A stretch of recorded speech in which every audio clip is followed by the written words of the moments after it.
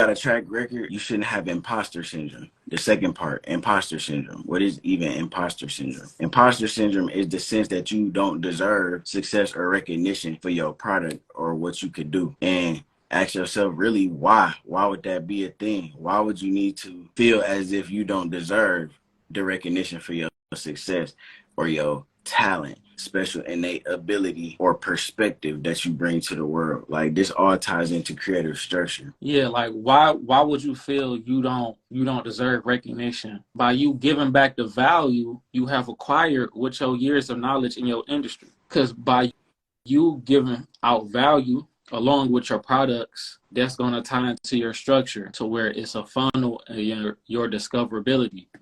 You're like, oh, he make music and he making videos on how to work FL Studio. You know, he not scared to give out his sauce. You don't have some secret special sauce. Exactly. All this shit is on Google. Like, the shit is on YouTube. Yo, research is a skill. You know what I'm saying? Researching something is a skill. Different people have different capacities. So the fact that you can even just dig up and find certain information, that's a skill. You know what I'm saying? That ties into your workflow. Your sauce is your mind. That's the secret special sauce. Like, you can show your recording process. A person can try to copy it. It's only so many ways you can record a song anyway. But for example, you can show your process, but you can't show the neural waves in your mind. Like, that's just for real. Like, that's the secret special sauce. Exactly. Nobody could be you. Nobody could ever be you. That's what makes one creative. Because the fact that you are the only you have to come up with solutions to problems that only you will face from your point of view. So it goes from painting, the drawing, the rapping, the engineering, video editing, selling products, drop shipping, making your website, branding yourself, having a vision for what change do you want to see and how can you come up with a creative solution, because you're gonna have to make money off putting time into it, you know what I'm saying, at the end of the day. But you don't want never to feel like it's forced upon somebody or it's spam or it's a gimmick, you know what I'm saying. It's sections to a brand, you know what I'm saying. Definitely. It's a sales side, it's an entertainment commercial side, you know what I'm saying. There, you know, different sections to it, I feel. Also, with starting with where you at, of course you want to acquire new knowledge. A thing we recommend is trying different creative challenges in education so you can push your creativity forward. Like, you never know, it might be the thing that you were missing out on and you will get better at it naturally with consistency. Well, I feel like I got an example for one of the most simple creative challenges. Go ahead. Write with your opposite hand. Man. And try to draw with your opposite hand. You know what I'm saying? Yeah.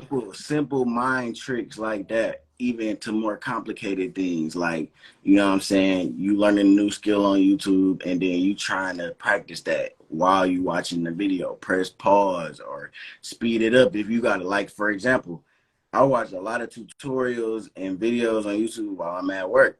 You know what I'm saying? I put them on a playlist. So while I'm driving, I could just beat and hit play and then start driving. And then boom, it's thing after thing, and it's just in my mind. That's workflow optimization too. Yeah, and creative challenge. When you working, you don't want to be watching videos like exactly. That's a distraction. Yeah, you want to save that for, like you said, when you're at your day job. So if you don't know how to do something, you got the file on hand. You got the painting on hand. You can come back to it later. Like trying to find a YouTube video on how to key 808s while you're making a beat, that's time. That's getting in the way. You eating into your creativity when you do that. Like, I found myself doing that before too. Like, you just get distracted within that. Like, if you trying to record and mix and it's something you don't know, I feel like just record all your vocals all at one time, then come back to it and fuck with the vocal chain on it when you watch some other videos.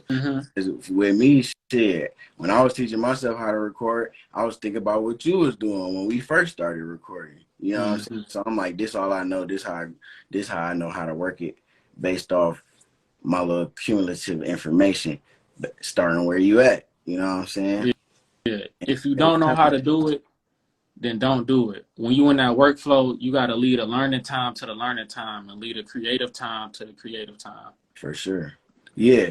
When you trying to figure out and do mathematics in your head, calculations, like that one meme where he thinking all the thoughts or whatever, you feel your creative flow and you like, oh, let me look up how to, man, fuck that. Turn your music on, you know what I'm saying? Get in your zone, take you a meditation break or like something like that, or like just take time to yourself to pinpoint your creative energy on what you're working on. Cause I feel like towards back on the topic of tension. It's a hunger that you got inside of you. That's why you got the drive to create. You know what I'm saying? That's like, you know, it could go to the spiritual aspect. It could go, you know, the business aspect. It could go literally the money aspect. When you got the drive to create, it's a force inside of you. So that's why you want to create effective systems for your workflow. So you don't want to distract yourself while you in the zone, basically. Time back into creative accountability. Your audience is your accountability also. So when that comfort zone creeps back in, wants to creep back in, you know, the audience is going to remind you. The people around you is going to remind you, hey, what's up with that? When are we going to get new episodes of so-and-so? I thought you was dropping this project this month, you know. That shows support. Yeah. All right, so the next one. Your career is unique to you. So you have to discern the advice you taking heed to. Your career is you. Discern what you take heed to. Your career really is you. Just watch what you listen to. It's like the old saying, it's an old saying where they say, chew up the meat and spit out the bones. You know what I'm saying? Like, think about it in the allegory. Like, if you just sit and eat the meat, say you eating some good ass turkey neck or something like that, and you just, or some chicken or some roast chicken or something like that, and you like, or some fish too. You know what I'm saying? Because fish be having a lot of bones too. You just eat it and then you choke on the bones. You ain't sort through the protein was trying to help you and get the nutrients trying to get in your body. You know what I'm saying? So that's in the allegory. But your career is unique to you, meaning your creation gonna be different. It's gonna be uniquely you. It's gonna be comprised of what you're made of. Watch what you listen to means when you're taking advice from people, use it as a learning tool. Learn from different things that people do. These influencers that get out here and make it seem like what they word is law and you got to sign up for their course and things like that. Yes, there are systems that it's better for you to pay for the course in the book and the structure of it if you really care. For example, the community type thing that we put in right now. But it takes time. It takes structure. Yeah. There's not a one size fits all when it comes to branding and marketing. Don't get us wrong. There is certain things that you should just definitely have, like a logo, a website or something, but there's not a one size fits all when it comes to your brand. We have these perceived authorities of people from the internet we never met who most likely lying. Like for real, like a lot of people are lying about the authority and that. So we taking these things really to heart. You might come across something and they just say something like, you should not be doing this if you're this, when the whole time that shit probably been working for you. Now you rethinking your brand for a person that don't even know you. And they probably just doing some shit and saying that shit for clickbait. Yeah, and they probably said a bunch of valuable things, but sometimes things be so polarizing where it had you rethinking your own process. So you definitely want to make sure that what you produce is uniquely you, but watch what you listen to. Take the good things and leave the stuff that really don't resonate or fit with you. Leave that for another time for you to go back and forth with. You know what I'm saying? Yeah, and we're not saying it's bad to, you know, like listen to people with authority in your industry or with a little bit more experience, but you want to take in information that adds to your clarity, but also you want to take in opposing side. You know, there's nothing wrong with that. Like for example, people talk about what's better, writing the song out or freestyling and punching in, or red pill and black pill, you know, for example. For real. I feel like it's always different things that you could learn from different sides of an industry or different sides of an aspect of thinking. And then you take that and put that together and make that a part of how your product is gonna be uniquely individual. You know what I'm saying? I feel like it all works together. And really, sometimes you might just have your thing might just be so unique to where it's like you might just need to take a little bit of this from over here, a little bit of this from over here. Because at the end of the day, like we're in new times of marketing. Pictures only gonna get you so much results. You know, like you only gonna get a certain plateau of pictures. Exactly. You know, you need to put that thing in a reel with some dramatic ass music and talk about the process of that mural, the process of that album, things like that. For sure. Slideshows. You know what I'm saying? Yeah. It's okay to post pictures. I mean, everybody, that's what we on Instagram. Instagram used to be a picture app. They try to really make it into a video app.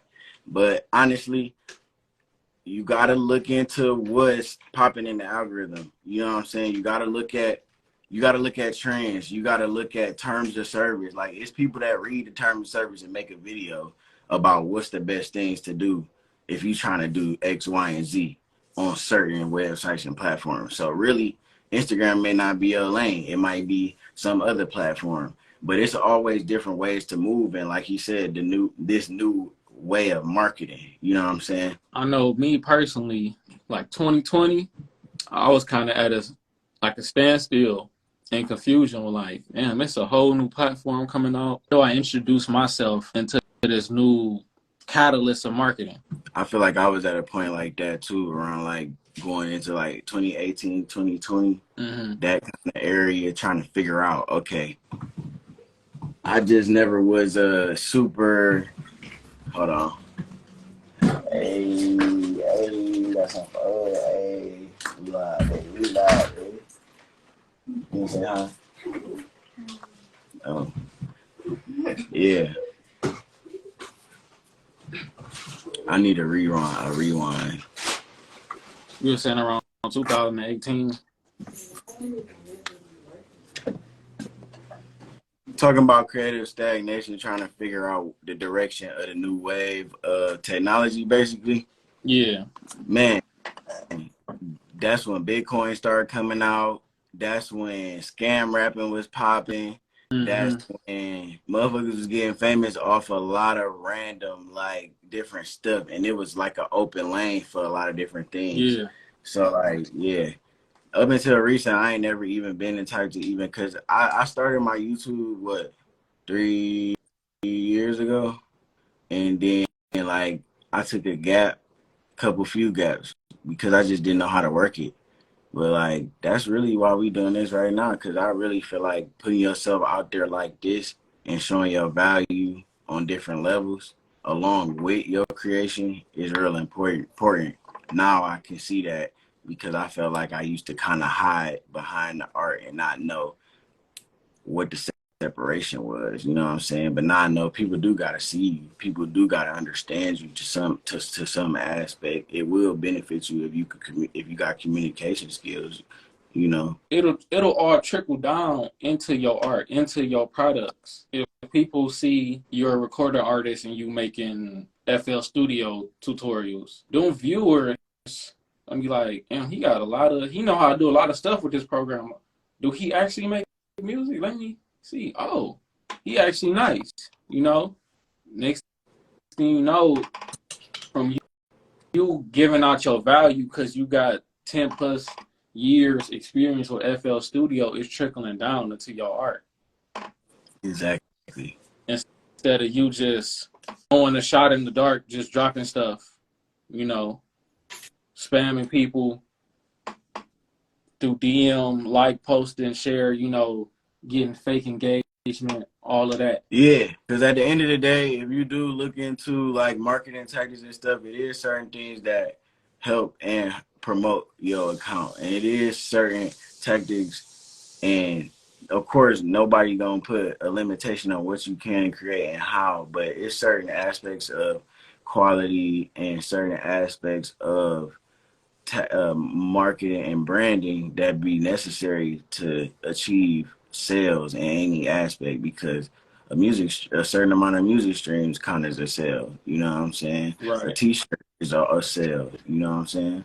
It's all different kind of ways that people could achieve. You know what I'm saying?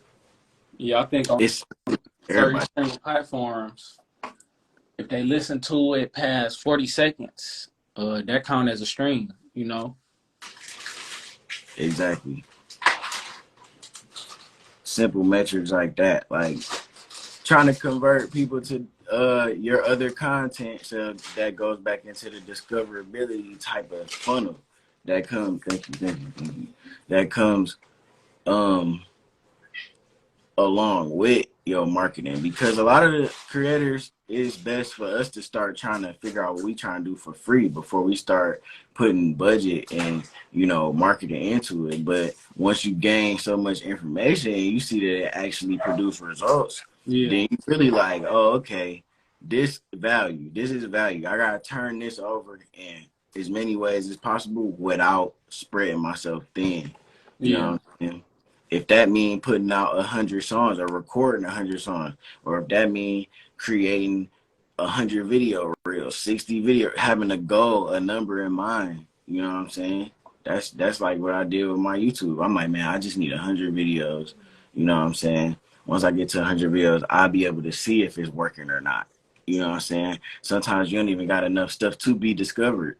You know what Yeah, I'm saying? like, man, you got to pump that shit out. Like, setup is optimized to where you can pump that shit out. And don't be perfect. Don't focus on being perfect. Focus on having a lot of it. Focus on having different sides of yourself. Focus on showing how you having fun and being uniquely you and authentic while doing what it is that you could customize shoes. You could do tattoos. You could paint. You could, it's endless. You know what I'm Yeah. saying? But Yeah. And I think that's a good preview for the next talk we're gonna have. The daring statement. what? What? Quality over quantity, I think it's subjective. And we're gonna talk about that in the next talk. Hmm. But just as a little sprinkle, everything is subjective. Opinions are subjective. So yeah, you made 25 songs and somebody like, no, man, trim that shit down to 12 songs, then you gotta have one single. An old strategy. Let me say that's an old strategy. But man, if that person got a super fan that's infatuated with them and just hooked into them, man, it's gonna be that certain fan who like all of these fucking 25 songs is dope as fuck. When that deluxe dropping, you know? No, for Yeah, real. yeah, For real. No, that's facts. I do think I think quality do matter though. I ain't gonna hold you up. yeah, I don't know. Cause, yeah. Cause sometimes it be 10 dog ass songs and then the other 15 is just like, man, why he even put this out? Ah! But No, facts, yeah, yeah. we're gonna talk about that on the next show for sure. We gonna come with different sides of the coin. Yeah, so if you ain't have nothing else to say, we can wrap it up. Yeah, basically, it's people out there waiting for your art, and you need to give it to them. Don't That starve your audience. you said what? Don't starve your audience. They hungry.